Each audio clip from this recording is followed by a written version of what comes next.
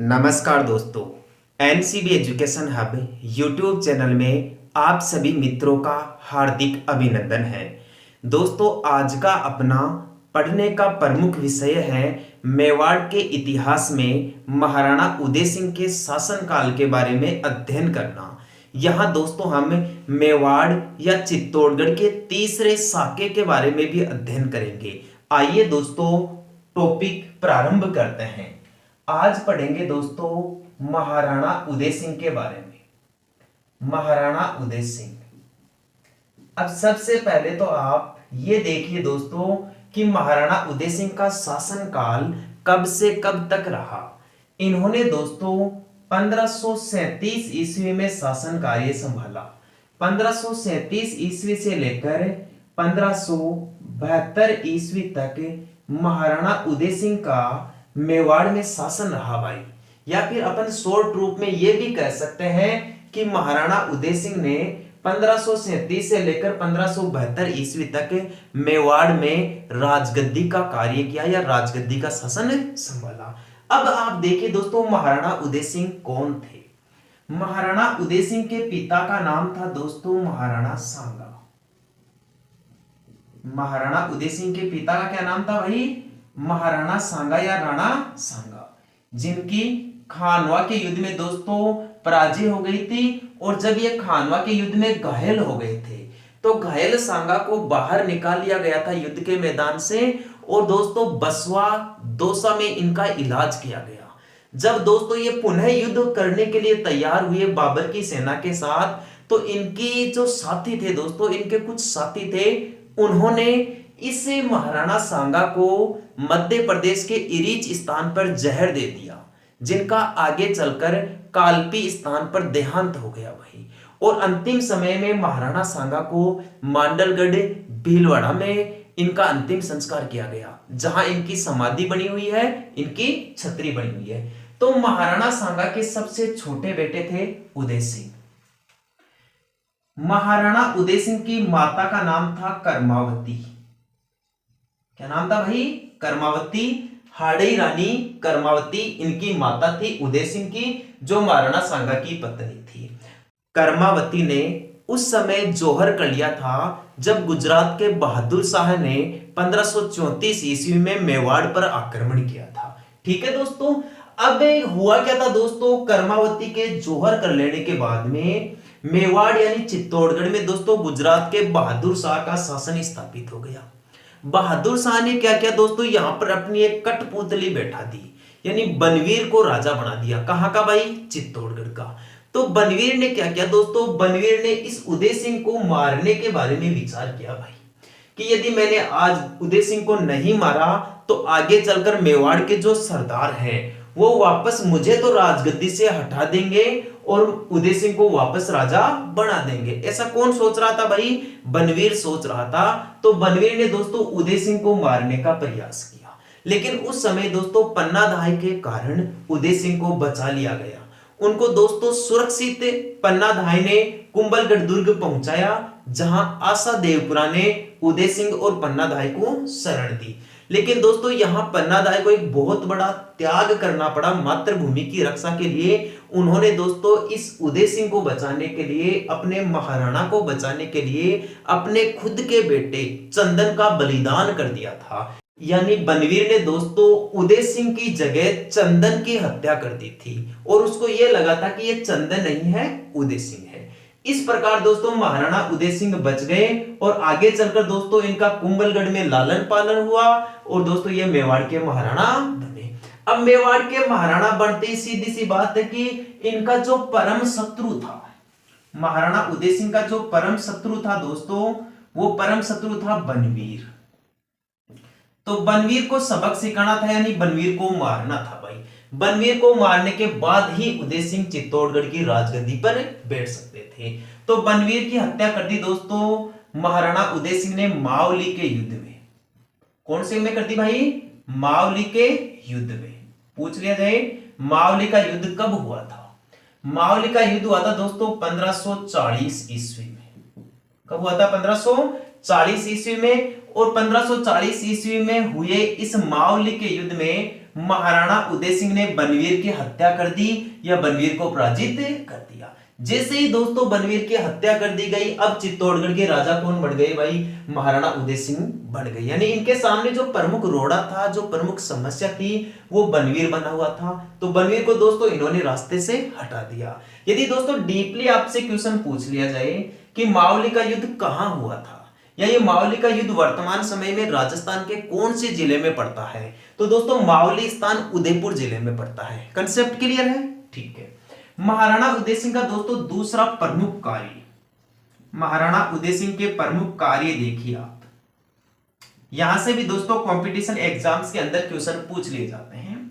महाराणा उदय सिंह ने दोस्तों उदयपुर शहर बसाया, उदयपुर नगर या उदयपुर शहर, क्वेश्चन पूछा जा सकता है। उदयपुर नगर की स्थापना किसके द्वारा की गई? महाराणा उदय सिंह के द्वारा की गई। कब की गई भाई? ये की गई थी दोस्तों 1559 ईस्वी में। 1559 ईस्वी में महाराणा उदय सिंह ने मेवाड़ में एक नया नगर बसाया भाई, उदयपुर शहर या उदयपुर नगर। और यहां दोस्तों इन्होंने उदय सागर झील भी बनवाई, उदय सागर झील। क्वेश्चन आपसे यहां से भी पूछा जा सकता है कि उदय सागर झील का निर्माण किसने करवाया था? महाराणा उदय सिंह ने करवाया था। या उदयपुर नगर किसने बसाया था? महाराणा उदय सिंह ने बसाया था। कब बसाया था भाई? 1559 ईस्वी में। डेट जरूर ध्यान रखना, ठीक है दोस्तों। ये आपकी वही उदय सागर झील है जिसमें आयड़ नदी आके गिरती है, और इस उदय सागर झील के बाद में आयड़ नदी को बेड़च नदी के नाम से जाना जाता है, ठीक है दोस्तों। अब पढ़े आप महाराणा उदय सिंह के बारे में आगे। महाराणा उदय सिंह की प्रमुख घटना, महाराणा उदय सिंह के शासनकाल की प्रमुख घटना थी दोस्तों चित्तौड़गढ़ का तीसरा साका। चित्तौड़गढ़ का तीसरा साका हुआ इनके शासनकाल में। पूछ लिया जाए कि जब चित्तौड़गढ़ का तीसरा साका हुआ उस समय मेवाड़ के महाराणा कौन थे? उस समय दोस्तों मेवाड़ के महाराणा उदय सिंह थे भाई। कौन थे? उदय सिंह। अब साका क्या होता है दोस्तों? यदि आप में से आज की वीडियो क्लास में कोई भी स्टूडेंट नया है तो साके के बारे में थोड़ा सा परिचय दे देता हूं। दोस्तों युद्ध के मैदान में बहादुर वीर पुरुष शत्रु सेना के साथ लड़ते लड़ते वीरगति को प्राप्त हो जाते हैं तो उसे कहा जाता है केसरिया करना। बाद में दोस्तों दुर्ग के अंदर या महलों के अंदर रानियां शत्रुओं से अपने शत्रुत्व की रक्षा करने के लिए अग्नि जोहर कर लिया जाता है, या अग्नि में कूदकर अपने प्राण त्याग दिए जाते हैं। इस घटना को दोस्तों जोहर कहा जाता है, जहां केसरिया भी हो जाता है और जोहर भी हो जाता है। दोनों की सम्मिलित घटना को दोस्तों साका कहा जाता है। तो यहां दोस्तों ये चित्तौड़गढ़ का तीसरा साका हुआ था किसके शासनकाल में भाई? महाराणा उदय सिंह के शासनकाल में। चित्तौड़गढ़ या मेवाड़ का तीसरा साका देखिए दोस्तों किस प्रकार से हुआ। यहां एग्जाम के लायक कौन कौन से कंटेंट निकल कर आते हैं आप ध्यान दीजिए दोस्तों। चित्तौड़गढ़ का तीसरा साका इस प्रकार हुआ था दोस्तों, जैसे मान लीजिए ये अपना राजस्थान है, ये अपना राजस्थान था भाई, और राजस्थान में दोस्तों यहां है चित्तौड़, जो महाराणा उदय सिंह के शासनकाल में मेवाड़ के सिसोदिया राजवंश की सत्ता का प्रमुख केंद्र था भाई। यानी महाराणा उदय सिंह चित्तौड़गढ़ के राजा थे। चित्तौड़गढ़ पर दोस्तों आक्रमण किया था भाई अकबर ने। चित्तौड़गढ़ पर आक्रमण किसने किया था भाई? अकबर ने। अकबर ने अटैक किया था भाई चित्तौड़गढ़ पर। कब किया था ये अटैक? चित्तौड़गढ़ का तीसरा साका कब हुआ था भाई? चित्तौड़गढ़ का तीसरा साका हुआ था 1568 ईस्वी को। कब हुआ था दोस्तों? 1568 ईस्वी को। और ये महाराणा उदय सिंह के जीवन काल की सबसे प्रमुख घटना थी भाई 1568 ईस्वी में चित्तौड़गढ़ का साका होना। जब दोस्तों अकबर ने चित्तौड़गढ़ के ऊपर आक्रमण किया 1568 ईस्वी में, इस समय दोस्तों ये जो महाराणा उदय सिंह है ना, महाराणा उदय सिंह ये यहां से चले जाते हैं, भाग निकलते हैं भाई। ये कहां चले जाते हैं? ये यहां चित्तौड़गढ़ का किला छोड़कर दोस्तों गिरवा की पहाड़ियों में चले जाते हैं। गिरवा की पहाड़ियों में चले जाते हैं। और गिरवा की पहाड़ियां दोस्तों वर्तमान समय में राजस्थान के उदयपुर जिले में है भाई। पूछ लिया जाए कि जब अकबर ने चित्तौड़गढ़ पे आक्रमण किया उस समय यहाँ के राजा या यहाँ के शासक महाराणा उदय सिंह चित्तौड़ छोड़कर कहां चले जाते हैं? उदयपुर में स्थित गिरवा की पहाड़ियों में चले जाते हैं। अब यहां दोस्तों फिर चित्तौड़गढ़ की सुरक्षा का जिम्मा किसके ऊपर रह जाता है, या सुरक्षा का जो प्रमुख भार या दायित्व होता है वो किसके ऊपर छोड़ दिया जाता है? यहां दोस्तों महाराणा उदय सिंह के दो वीर सैनिक थे भाई, दो वीर सैनिक थे महाराणा उदय सिंह के। उनका नाम था भाई, एक का तो नाम था दोस्तों जयमल और एक का नाम था भत्ता। एक का तो क्या नाम था जयमल और दूसरे का क्या नाम था भाई भत्ता। तो दोस्तों जब अकबर ने यहां चित्तौड़गढ़ पे आक्रमण किया, उदय सिंह यहां से फरार हो गए, बचे कौन? जयमल और पत्ता। जयमल और पत्ता दोस्तों मेवाड़ के इतिहास में बहादुरी के लिए जाने जाते हैं, वीरता के लिए जाने जाते हैं। इन्होंने दोस्तों अकबर की सेना का डटकर मुकाबला किया, या अकबर की जो सेना थी उसके दोस्तों दांत खट्टे कर दिए थे। किसने भाई? जयमल और पत्ता ने। यानी ये जो अकबर है ना, ये अकबर दोस्तों इनकी बहादुरी से बहुत ज्यादा प्रभावित हो गया था। कहने का मतलब है ये लोग इसकी नजर में आ गए थे, अकबर की नजर में, कि जयमल और पत्ता जैसे वीर बहादुर सैनिक यदि मेरे साथ में होता है ना, अकबर ने ऐसा विचार किया, अकबर ने ऐसा कहा, तो क्या पता मैं क्या करता, पूरे हिंदुस्तान के ऊपर राज करता या पूरी सल्तनत के ऊपर राज करता। ऐसे विचार कौन रखता था भाई? अकबर। तो जब अकबर ने आक्रमण किया तो दोस्तों जयमल और पत्ता ने बड़ी बहादुरी पूर्वक लड़ते हुए यहां दोस्तों अपने प्राणों का त्याग किया, यानी मातृभूमि के लिए दोस्तों ये दोनों बलिदान हो गए। इन्होंने तो दोस्तों क्या किया, यहां पर केसरिया की भूमिका निभाई। युद्ध के मैदान में केसरिया करने का नेतृत्व किनके द्वारा किया गया भाई? जयमल और पत्ता के द्वारा। यदि आपसे पूछ लिया जाए बलिदान हो गए यानी इन्होंने तो कर लिया केसरिया भाई।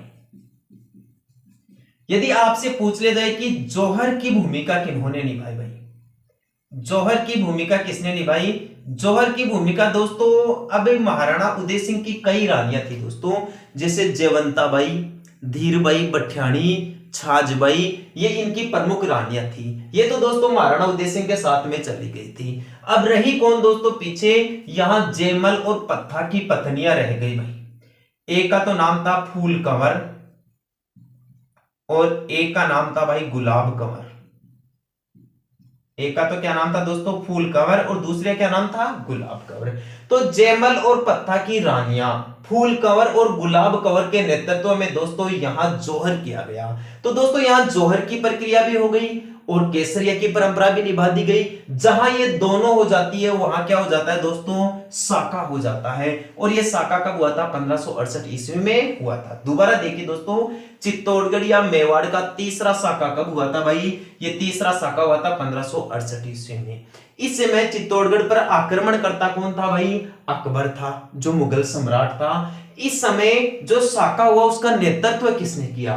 नेतृत्व जयमल और पत्ता ने किया। आपसे दोस्तों अलग से क्वेश्चन पूछ ले कि चित्तौड़गढ़ के तीसरे साके में केसरिया किनके द्वारा किया गया? जयमल और पत्ता के नेतृत्व में किया गया। यहां जौहर की रस्म किन्होंने निभाई? जयमल और पत्ता की रानियों ने, यानी फूल कंवर और गुलाब कंवर ने निभाई। दोस्तों जयमल और पत्ता कौन थे? ये दोस्तों महाराणा उदय सिंह के वीर बहादुर सेनापति थे।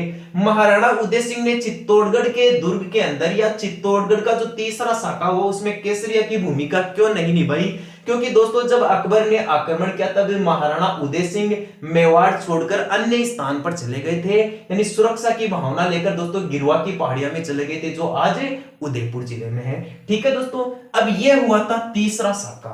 इससे पहले दोस्तों मेवाड़ यानी चित्तौड़गढ़ के अंदर दोस्तों दो साके और हो चुके हैं भाई, दो साके और हो चुके हैं। एक तो हुआ था प्रथम साका और एक हुआ था दोस्तों दूसरा साका। पहला साका हुआ था दोस्तों 1303 ईस्वी में। 1303 ईस्वी में, जब 1303 ईस्वी में दोस्तों ये साका हुआ था, उस समय केसरिया तो किया गया था रावल रतन सिंह के द्वारा। केसरिया तो किनके द्वारा किया गया था भाई?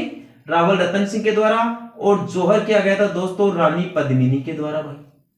जौहर तो किसके नेतृत्व में किया गया था? 1303 में पद्मिनी के नेतृत्व में। केसरिया किसने किया था? रावल रतन सिंह ने। और 1303 ईस्वी में ये दोस्तों चित्तौड़गढ़ का पहला साका था। यहां पूछ लिया जाए कि जब चित्तौड़गढ़ का पहला साका हुआ उस समय चित्तौड़गढ़ पर आक्रमण करता कौन था भाई? इस समय आक्रमणकर्ता दोस्तों अलाउद्दीन खिलजी था, जिसने चित्तौड़गढ़ पे आक्रमण किया और चित्तौड़गढ़ का नाम बदलकर फिर अपने बेटे खिज्जर खां के नाम पर कर दिया। तो दोस्तों ये चित्तौड़गढ़ का दूसरा साका हुआ था 1534 में, क्योंकि जब बहादुर शाह ने दोस्तों पहला आक्रमण किया ना 1533 ईस्वी में, उस समय तो महाराणा सांगा की रानी करमावती ने बहादुर शाह को रणथंभौर का दुर्ग दे दिया, जिसके कारण दोस्तों वो आक्रमण टल गया, या उस समय जो परेशानी थी, जो विपत्ति आई थी चित्तौड़गढ़ पे, वो टल गई। लेकिन दोस्तों अगले ही साल गुजरात के बहादुर शाह ने फिर से चित्तौड़गढ़ पे आक्रमण कर दिया, यानी 1534 ईस्वी में। इस समय दोस्तों बहादुर शाह किसी भी बात को लेकर राजी हुआ नहीं, इसलिए यहां दोस्तों चित्तौड़गढ़ का दूसरा साका हुआ। चित्तौड़गढ़ का ये जो दूसरा साका हुआ दोस्तों, इस समय कहने का मतलब केसरिया तो किसने किया भाई? केसरिया तो किया दोस्तों बाघ सिंह के नेतृत्व में, और जौहर किया गया दोस्तों रानी करमावती के नेतृत्व में। केसरिया तो किसने किया भाई? बाघ सिंह के नेतृत्व में, और जौहर का नेतृत्व किसने किया? रानी करमावती ने किया। ये बाघ सिंह दोस्तों प्रतापगढ़ के थे। कहां के थे? प्रतापगढ़ में, यानी देवलिया स्थान के रावत थे। पूछ लिया जाए जब चित्तौड़गढ़ का दूसरा साका हुआ 1534 ईस्वी में, उस समय आक्रमणकर्ता कौन था? उस समय आक्रमण था दोस्तों गुजरात का बहादुर शाह। गुजरात के बहादुर शाह ने आक्रमण किए थे। तो दोस्तों कंपटीशन एग्जाम्स के अंदर ये तीनों साके महत्वपूर्ण है चित्तौड़गढ़ के। चित्तौड़गढ़ का पहला साका 1303 ईस्वी में रतन सिंह ने तो केसरिया किया और पद्मिनी ने जौहर किया, यानी पहला साका संपन्न हुआ। दूसरा साका 1534 में हुआ, जिसमें बाघ सिंह ने तो केसरिया किया और रानी करमावती ने जौहर किया। तीसरा साका 1568 ईस्वी में हुआ, जिसमें जयमल और पत्था ने तो मिलकर केसरिया किया और इनकी रानियों फूल कंवर और गुलाब कंवर ने क्या किया भाई? जौहर किया। ठीक है, पहले जब साका हुआ उस समय आक्रमणकर्ता अलाउद्दीन खिलजी था, जब दूसरा साका हुआ उस समय आक्रमणकर्ता गुजरात का बहादुर शाह था, और जब तीसरा साका हुआ तब दोस्तों आक्रमणकर्ता कौन था भाई? अकबर था। अब यहां दोस्तों अकबर के ऊपर एक कलंक है भाई। अकबर के ऊपर क्या है? इस समय एक कलंक लगा हुआ। अकबर के बारे में ऐसा कहा जाता दोस्तों अकबर महान, मुगल सम्राट अकबर महान। लेकिन दोस्तों यहां इसने जो गलती की थी, उस गलती के हिसाब से दोस्तों अकबर को महान नहीं कहा जा सकता। इसने दोस्तों एक मूर्खतापूर्ण कार्य कर दिया था, और वो मूर्खतापूर्ण कार्य ये था दोस्तों कि चित्तौड़गढ़ में मेवाड़ के महाराणा या मेवाड़ की सेना का जब पराजय हो गया, या यहाँ की सेना दोस्तों हार मान गई, या अकबर का शासन स्थापित हो गया चित्तौड़गढ़ पर, तब दोस्तों इसने क्या किया? यहां चित्तौड़गढ़ की लगभग दोस्तों 30,000 जनता का इसने कत्ले आम कर दिया, नरसंहार कर दिया दोस्तों। 30,000 लोगों को इसने मौत के घाट उतार दिया भाई। किसने? अकबर ने। और पूरे इतिहास में दोस्तों ये अकबर के ऊपर सबसे बड़ा कलंक माना जाता है। यदि अकबर इतना ही महान था तो ये यहां दोस्तों मानवता को क्यों नहीं समझ सका? इसने दोस्तों इन निर्दोष लोगों की हत्याएं क्यों की, इनको कत्लेआम क्यों किया, या इनका नरसंहार क्यों किया? तो ये बात अब जरूर ध्यान रखना। दूसरी बात दोस्तों, अकबर है ना, अकबर ने दोस्तों इस जयमल को घायल कर दिया था। तो अकबर ने क्या किया दोस्तों, जब अकबर की सेना के साथ ये दोनों बहादुरी पूर्वक युद्ध लड़ रहे थे, उस समय दोस्तों जयमल घायल हो जाता है भाई। जयमल क्या हो जाता है? घायल हो जाता है। और यहां दोस्तों एक लेवल का क्वेश्चन पूछा जाता है इस टाइम पे, अकबर की उस बंदूक का क्या नाम था जिससे जयमल घायल हुआ था, या जिसके कारण जयमल की मृत्यु हुई थी? अकबर की उस बंदूक का नाम था दोस्तों संग्राम। अकबर की उस बंदूक का क्या नाम था? संग्राम। यानी अकबर दोस्तों इस समय एक विशेष प्रकार की बंदूक रखा करता था जिसका नाम था संग्राम। अकबर दोस्तों खुद एक निशानेबाज था, शानदार निशानेबाज था। तो अकबर के निशाने इस संग्राम बंदूक से निशाना लगाया इसने जयमल पर, और जयमल दोस्तों घायल हो गया और कुछ समय पश्चात इसकी यहाँ मृत्यु हो गई। लेकिन दोस्तों जयमल घायल होने से पहले यहाँ एक बहादुरी का कार्य और करते हैं, और ये बहादुरी की चर्चा दोस्तों पूरे इतिहास में प्रसिद्ध है। अब बहादुरी की चर्चा करने से पहले दोस्तों मैं आपको एक छोटी सी बात और बता दूं। ये जो जयमल और पत्ता ना, इनकी बहादुरी से दोस्तों अकबर अत्यधिक प्रभावित तो हो गया था, कहने का मतलब बहुत ज्यादा मोटिवेट हो गया था अकबर। तो अकबर ने क्या किया दोस्तों, जयमल और पत्ता इनकी बहादुरी से प्रसन्न होकर अकबर ने इन दोनों की मूर्तियां बनवाई भाई। इन दोनों की मूर्तियां बनवाई, और ये मूर्तियां दोस्तों आगरा के किले पर लगवाई गई। कौन से किले पर लगवाई गई भाई? आगरा के किले पर लगवाई गई। तो दोस्तों यहां से कंपटीशन एग्जाम के लायक का क्वेश्चन बढ़ता है कि अकबर ने आगरा के किले पर किनकी मूर्तियां लगवाई भाई? जयमल और फत्ता की मूर्तियां लगवाई थी। एक तो सीधा साधा क्वेश्चन ऐसे पूछा जा सकता है, या दोस्तों ऐसे भी क्वेश्चन पूछा जा सकता है कि अकबर ने जयमल और फत्ता की गजारूढ़ मूर्तियां कहां लगवाई थी? इसने दोस्तों आगरा के किले पर लगवाई थी। अकबर ने ऐसी ही मूर्तियां जो आगरा के किले पर लगवाई थी जयमल और फत्ता की, ऐसी ही मूर्तियां लगवाने के निर्देश दोस्तों जूनागढ़ के लिए भी दिए। जूनागढ़ का किला दोस्तों बीकानेर में है, तो बीकानेर के राय सिंह ने दोस्तों राजस्थान के अंदर इस जूनागढ़ किले के सामने या इस जूनागढ़ किले के मुख्य द्वार पर जयमल और फत्ता की बहादुरी के प्रतीक के रूप में इनकी मूर्तियां स्थापित की। अब आगे देखिए दोस्तों, आप जयमल और फत्ता के बारे में देखते हैं। दोस्तों जब जयमल घायल हो जाता है इस युद्ध के मैदान के दौरान, अपने ताऊ को दोस्तों अपने कंधों के ऊपर बिठा लेता है, और अपने कंधों पर बिठाने के बाद दोस्तों दोनों हाथों में तलवारें लेकर बड़ी बहादुरी के साथ युद्ध करता है, या अकबर की सेना के ऊपर टूट पड़ते हैं। इस समय दोस्तों कंधों पर बैठने के कारण दो हाथ तो जयमल के हो जाते हैं, जयमल के दोनों हाथों में तलवार होती है, और दो तलवार दोस्तों कल्ला राठौड़ के हाथों में होती है। तो ये दोनों दोस्तों बड़ी बहादुरी पूर्वक युद्ध करते हैं, इसलिए कल्ला राठौड़ को इतिहास में चार हाथों वाले देवता कहते हैं भाई।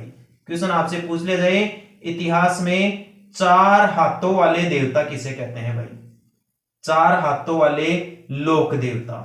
चार हाथों वाले लोक देवता कहा जाता है दोस्तों कल्ला राठौड़ को। किसे कहा जाता है भाई? कल्ला राठौड़ को। कल्ला राठौड़ का इतिहास देखें आप। ये जो कल्ला राठौड़ था, कल्ला राठौड़ दोस्तों इनका जन्म, कल्ला राठौड़ का जन्म हुआ था भाई मेड़ता में। कहां पर हुआ था? मेड़ता, जो राजस्थान में नागौर में था भाई। मेड़ता रियासत में इनका जन्म हुआ था। ये मीराबाई के परिवार से जुड़े हुए थे, ठीक है। कल्ला राठौड़ के पिता, कल्ला राठौड़ के पिता का नाम था भाई अचलदास। कल्ला राठौड़ के पिता का नाम था अचलदास। यदि क्वेश्चन के हिसाब से पूछ ले जाए कि मीराबाई कल्ला राठौड़ की क्या लगती थी? मीराबाई जो महाराणा सांगा के बड़े बेटे भोजराज की पत्नी थी। मीराबाई भोजराज की पत्नी थी भाई। याद रखना दोस्तों, ये क्वेश्चन बहुत सारी एग्जाम्स के अंदर पूछ लिया जाता है। भोजराज की पत्नी या भोजराज की रानी थी मीराबाई। तो ये मीराबाई इस कल्ला राठौड़ की क्या लगती थी भाई? कल्ला राठौड़ की लगती थी ये बुआ। कल्ला राठौड़ क्या लगती थी? बुआ। और दोस्तों जयमल क्या लगते थे इनके? जयमल कल्ला राठौड़ के ताऊ लगते थे भाई। क्या लगते थे? ताऊ लगते थे। अब यहां दोस्तों एक कल्ला राठौड़ के बारे में आप एक और जानकारी ध्यान रखना कि कल्ला राठौड़ की प्रेमिका का क्या नाम था भाई? कल्ला राठौड़ की प्रेमिका क्या नाम था? इनकी प्रेमिका का नाम था दोस्तों कृष्णा कुंवर। इनकी प्रेमिका क्या नाम था? कृष्णा कुंवर। कल्ला राठौड़ की प्रेमिका का नाम था दोस्तों कृष्णा कुंवर। इनकी जो प्रेम कहानी है दोस्तों वो बहुत ही चर्चित रही है, बहुत ही रोमांचक रही है। आप देखिए दोस्तों किस प्रकार की इनकी प्रेम कहानी थी। एक बार दोस्तों कल्ला राठौड़ के बारे में दोबारा देखिए। कल्ला राठौड़ ने दोस्तों बहादुरी पूर्वक चित्तौड़गढ़ के तीसरे साके में मातृभूमि की रक्षा करने के लिए अपने प्राणों का त्याग किया। कल्ला राठौड़ का जन्म मेड़ता नागौर में हुआ था। इनके पिता का नाम अचलदास था, और जो मीराबाई थी कल्ला राठौड़ की बुआ लगती थी भाई। और मीराबाई कौन थी? भोजराज की पत्नी थी, और ये मेड़ता की ही थी, ठीक है, राव दुल्ला की पोती थी। जयमल कल्ला राठौड़ के ताऊ लगते थे। कल्ला राठौड़ की दोस्तों एक प्रेमिका भी थी जिसका नाम था कृष्णा कुंवर। तो देखिए दोस्तों किस प्रकार जयमल के भतीजे कल्ला राठौड़ और इनकी प्रेमिका कृष्णा कुंवर की प्रेम कहानी पूरे मेवाड़ में दोस्तों चर्चित हुई। सबसे पहली बात तो यह है कि इस कृष्णा कुंवर और कल्ला राठौड़ का मेल मिलाप कैसे हुआ भाई? एक बार दोस्तों जब भीलों का दमन किया जा रहा था, तब दोस्तों ये कृष्णा कुंवर और कल्ला राठौड़ दोनों एक दूसरे की बहादुरी से प्रभावित हो गए, और दोनों दोस्तों एक दूसरे से प्रेम कर बैठे। और उसी समय दोस्तों इस कृष्णा कुंवर और कल्ला राठौड़ ने एक दूसरे को विवाह की रस्म में बंधने का वचन दे डाला। लेकिन दोस्तों विवाह होने से पहले ही आप संयोग तो देखिए, यहां दोस्तों ये अकबर का आक्रमण हो गया, चित्तौड़गढ़ का तीसरा साका हो गया, और जयमल के साथ बहादुरी पूर्वक लड़ते हुए कल्ला राठौड़ ने अपने प्राणों का बलिदान दे दिया।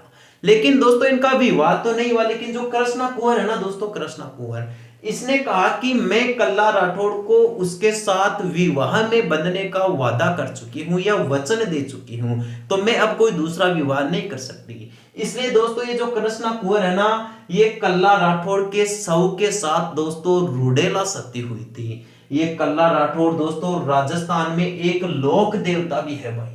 कल्ला राठौड़ को राजस्थान में 4 हाथों वाले लोक देवता कहते हैं। इन्हें दोस्तों बाल ब्रह्मचारी भी कहते हैं भाई, बाल ब्रह्मचारी। क्वेश्चन पूछा जाता है राजस्थान में कौन से लोक देवता को बाल ब्रह्मचारी के नाम से जाना जाता है? कल्ला राठौड़ को बाल ब्रह्मचारी के नाम से जाना जाता है। यदि आपसे क्वेश्चन ये पूछ ले जाए कि राजस्थान में ऐसे कौन से लोक देवता हैं जिसे शेषनाग का अवतार कहा जाता है? शेषनाग का अवतार दोस्तों, शेषनाग का अवतार और योगी कमधन, योगी कमधन, शेषनाग का अवतार और योगी कमधन, ये दोनों नाम भी दोस्तों कल्ला राठौड़ के ही है। दोबारा देखिए आप, कल्ला राठौड़ को राजस्थान में 4 हाथों वाले लोक देवता कहते हैं। कल्ला राठौड़ को शेषनाग का अवतार माना जाता है। इन्हें बाल ब्रह्मचारी कहा जाता है, योगी कमधन कहा जाता है। कल्ला राठौड़ के बारे में दोस्तों कुछ तथ्यात्मक बातें आप और भी देखिए। जैसे आपसे क्वेश्चन पूछ ले जाए कि कल्ला राठौड़ की समाधि कहां पर है? दोस्तों कल्ला राठौड़ की समाधि है चित्तौड़गढ़ के दूसरे द्वार पर। चित्तौड़गढ़ के किले का जो दूसरा मुख्य द्वार है ना दोस्तों, वहां कल्ला राठौड़ की छतरी बनी हुई है। और दोस्तों कल्ला राठौड़ के बारे में आप ये भी ध्यान रखना कि कल्ला राठौड़ का सबसे प्रसिद्ध मंदिर कहां पर है भाई? कल्ला राठौड़ का सबसे प्रसिद्ध मंदिर है रुणेला गांव में। कौन से गांव में है भाई? रुणेला गांव पर, जहां कल्ला राठौड़ की प्रधान पीठ मानी जाती है। लेकिन दोस्तों आपसे ऐसे क्वेश्चन भी पूछा जा सकता है कि कल्ला राठौड़ का वह मंदिर कहां है जहां प्रतिदिन केसर और अफीम चढ़ाई जाती है और वहां कल्ला राठौड़ की काले संगमरमर की मूर्ति है? वह स्थान दोस्तों सामड़िया गांव डूंगरपुर में है भाई। वो गांव कौन सा है? सामड़िया गांव, जो राजस्थान के डूंगरपुर जिले में है भाई। राजस्थान के डूंगरपुर जिले के सामलिया गांव में कल्ला राठौड़ का एक प्रसिद्ध मंदिर है, जहां प्रतिदिन मंदिर पर दोस्तों जहां प्रतिदिन मंदिर में जो काले संगमरमर की मूर्ति है ना, उसके ऊपर दोस्तों केसर चढ़ाई जाती है या अफीम का भोग लगाया जाता है। इस वीडियो क्लास का अंतिम कंसेप्ट देखें दोस्तों। महाराणा उदय सिंह के हाथों से जब चित्तौड़गढ़ की राजधानी निकल गई, यानी यहां पर तो दोस्तों अकबर की सत्ता स्थापित हो गई, तो अब अंतिम समय में महाराणा उदय सिंह ने अपनी एक अलग राजधानी बनाई थी भाई। उसका नाम था गोगुंदा। क्या नाम था भाई? गोगुंदा। पूछा जा सकता है कि महाराणा उदय सिंह के अंतिम समय में उनकी राजधानी क्या थी? गोगुंदा थी, जहां महाराणा उदय सिंह की समाधि भी बनी हुई है भाई। पूछ लिया जाएगा महाराणा उदय सिंह की समाधि या महाराणा उदय सिंह की छतरी कौन से स्थान पर है? गोगुंदा उदयपुर में है। दोस्तों आज का वीडियो कंपटीशन एग्जाम को देखते हुए बहुत महत्वपूर्ण कंटेंट प्रदान कर रहा है, इसलिए दोस्तों आप एक बार इसका स्पेशल रिवीजन जरूर देख ले। देखिए दोस्तों, महाराणा उदय सिंह इन्होंने 1537 ईस्वी से लेकर 1572 ईस्वी तक मेवाड़ या चित्तौड़गढ़ की राजगद्दी पर शासन किया। महाराणा जो उदय सिंह है, इनके पिता का नाम तो था महाराणा सांगा, इनकी माता का नाम था करमावती और इनका परम शत्रु था महाराणा उदय सिंह का, वो था दोस्तों बनवीर। बनवीर पृथ्वीराज सिसोदिया का औरस पुत्र या दासी का बेटा था भाई। महाराणा उदय सिंह ने 1540 ईस्वी में उदयपुर क्षेत्र में हुए मावली के युद्ध में बनवीर की हत्या कर दी और दोस्तों यह चित्तौड़गढ़ का राजा बना। महाराणा उदय सिंह का प्रमुख कार्य था, इन्होंने 1559 ईस्वी में उदयपुर नगर बसाया और यहां दोस्तों उदय सागर झील बनवाई। महाराणा उदय सिंह के जीवन काल की सबसे प्रमुख घटना थी चित्तौड़गढ़ का तीसरा साका। चित्तौड़गढ़ का तीसरा साका दोस्तों 1568 ईस्वी में हुआ भाई। चित्तौड़गढ़ का तीसरा साका हुआ 1568 ईस्वी में। इस समय चित्तौड़गढ़ पर आक्रमण करता अकबर था भाई। कौन था? अकबर था। जिस समय अकबर ने चित्तौड़गढ़ पर आक्रमण किया, उस समय चित्तौड़गढ़ का राजा था महाराणा उदय सिंह। यह दोस्तों अकबर के डर से चित्तौड़गढ़ छोड़ देता है और गिरवा की पहाड़ियों में चला जाता है। वर्तमान समय में गिरवा की पहाड़ियां उदयपुर जिले में है। तो पीछे दोस्तों चित्तौड़गढ़ जिले की या चित्तौड़गढ़ के दुर्ग की सुरक्षा की जो जिम्मेदारी है वो महाराणा उदय सिंह के वीर सैनिक जयमल और फत्ता पर छोड़ दी जाती है। जयमल और फत्ता ने ही दोस्तों चित्तौड़गढ़ के तीसरे साके का नेतृत्व किया, यानी कि जयमल और फत्ता ने तो यहाँ केसरिया किया और इनकी रानियों फूल कंवर और गुलाब कंवर के नेतृत्व में जौहर की रस्म निभाई गई। अकबर ने दोस्तों यहां चित्तौड़गढ़ पर शासन करने के बाद या इस पर अधिकार कर लेने के बाद यहां पर लगभग 30,000 आम जनता का नरसंहार कर दिया, उनको मौत के घाट उतार दिया, जो अब तक दोस्तों अकबर के इतिहास में सबसे बड़ा कलंक माना जाता है। अकबर की बंदूक का नाम संग्राम था, जिससे जयमल घायल हुआ था। ठीक है दोस्तों, इस जयमल का एक भतीजा था दोस्तों कल्ला राठौड़। कल्ला राठौड़ के कंधों पर बैठकर जयमल दोस्तों बहादुरी पूर्वक अकबर की सेना का मुकाबला करता है। तो दोस्तों जयमल और फत्ता बड़ी बहादुरी के लिए जाने जाते हैं, वीरता के लिए जाने जाते हैं। इनकी वीरता से प्रभावित होकर अकबर ने इनकी गजारूढ़ मूर्तियां आगरा के किले पर लगवाई और साथ ही दोस्तों बीकानेर के जूनागढ़ के किले पर लगवाने के निर्देश भी दिए। बाद में बीकानेर के शासक राय सिंह ने जूनागढ़ के मुख्य द्वार पर जयमल और फत्ता की मूर्तियां लगवाई। दोस्तों ये चित्तौड़गढ़ का तीसरा साका हुआ। इससे पहले भी चित्तौड़गढ़ में 2 साके हो चुके हैं। पहला 1303 में, दूसरा 1534 में और तीसरा 1568 में। पहला जब 1303 में हुआ था उस समय केसरिया तो रतन सिंह ने किया और जौहर पद्मिनी ने किया और आक्रमणकर्ता अलाउद्दीन खिलजी था।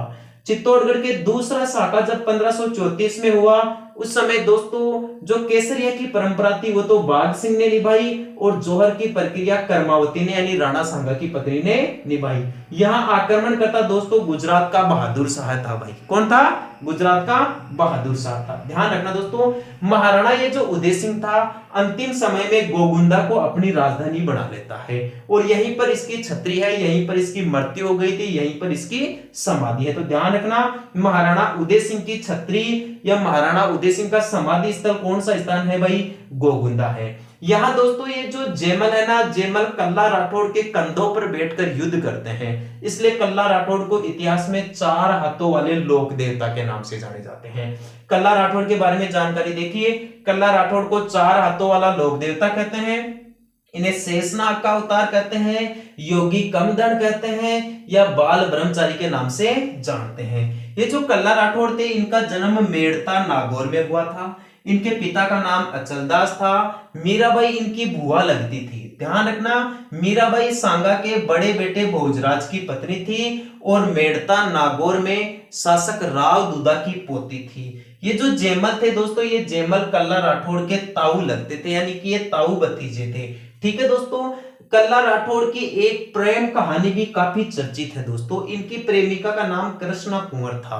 ऐसा बताया जाता कि एक बार जब मेवाड़ में भीलों का दमन किया जा रहा था तब दोस्तों ये कृष्णा कुंवर और कल्ला राठौड़ दोनों ही एक दूसरे की वीरता से प्रभावित हो जाते हैं और एक दूसरे से प्रेम कर बैठते हैं और उसी समय दोस्तों ये एक दूसरे से विवाह की रस्म में बंधने का एक दूसरे से वचन कर बैठते हैं। लेकिन दोस्तों विवाह तो हुआ नहीं, उससे पहले ही चित्तौड़गढ़ का तीसरा साका हो गया और इसमें कल्ला राठौड़ वीरगति को प्राप्त हो गई। तो पीछे से दोस्तों जो ये प्रेमिका थी कृष्णा कुंवर, इन्होंने दूसरा विवाह नहीं किया।